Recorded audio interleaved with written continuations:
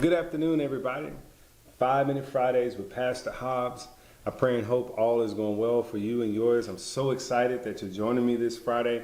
Listen, we're going to kick things off. And as I said last time, I started my timer, 4 minutes and 45 seconds there. And we're just going to get right into it. Today, we're going to talk about patience. We're going to talk about patience. Parents or those who've ever driven in a car with little kids, you know, short or long, whatever the distance is, one of the common questions children will ask you is this: are we there yet? Are we there yet? And not only do they ask that, but sometimes they begin to kick the back of the seat, they fidget around a little bit, they make weird noises and songs. You know what I'm talking about, right? And so I remember for myself as a kid, my father is a CEO of a company. He had to travel a lot, had business partners throughout the states, but his travels primarily took him to the southern region as well as the southeastern region of the U.S. And so we would travel to Louisiana sometimes, Mississippi, skip over Alabama, go to Georgia and Florida, Tennessee. And on those routes, I would do the same thing. I would say, "Pops, are we there yet? Are we there yet? Are we there yet?" And my dad was a wise man. What he did, back in the 90s and 2000s, it was a television with the box in the back, right? Y'all remember those? I'm old enough to remember that. Yes, right? My father would take one of those, stuff it in between the armrest on the front seat and the second seat in the second row, and then put a PlayStation 2 on the bottom of the floor. So as I'm sitting on the second row, I can look over and play my PlayStation 2 while my father is driving. Very, very smart man.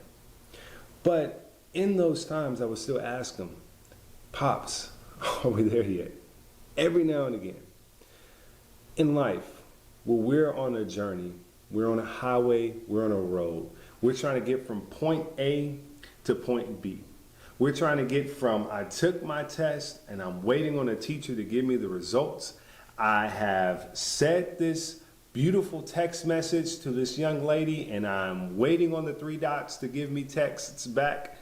In the place from point A to point B, the in-between of that is where patience finds its activity.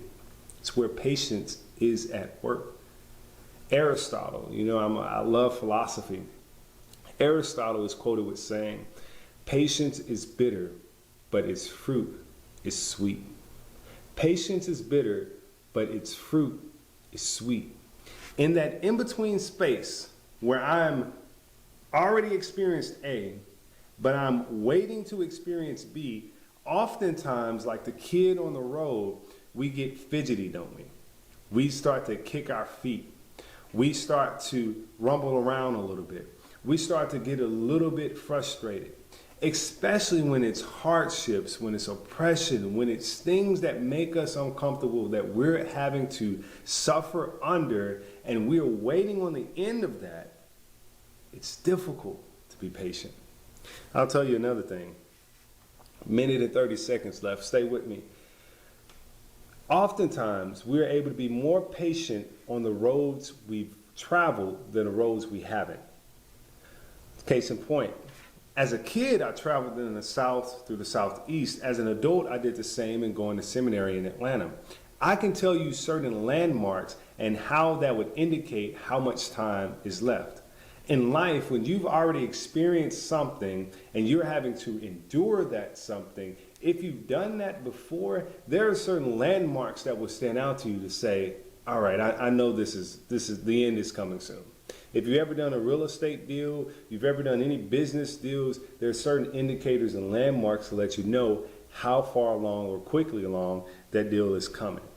Now, for our purposes here, I want to read this psalm from David, Psalm 37, verse 7. "Wait patiently for the Lord, wait confidently for him. Do not fret over the apparent success of a sinner, a man who carries out wicked schemes. Do not be angry and frustrated. Do not fret." Again, right? He says that again. That only leads to trouble. Friends, whatever you're enduring or wherever you find yourself, remember, patience is a fruit of the Spirit. And what that means is if the Holy Spirit is in you and the Holy Spirit is alive with you, the Holy Spirit will allow you to be patient. And in those times where we're in the in-between and it's hard to endure the long suffering and to be patient, remember, though your strength may be little, there's a God that we serve who has enough strength to carry us through. Don't fret. Be patient. All right, 5-Minute Fridays with Pastor Hobbs. Pray and hope this has blessed you. Listen, the Holy Spirit is doing a lot of great work here in our church. I pray that you've been able to participate alongside that. We've had the prayer calls. We have the spiritual practices calendar. We have an Easter festival coming up. I mean, there's a lot of life inside of the church, and I pray it's been giving you life as well. Take care.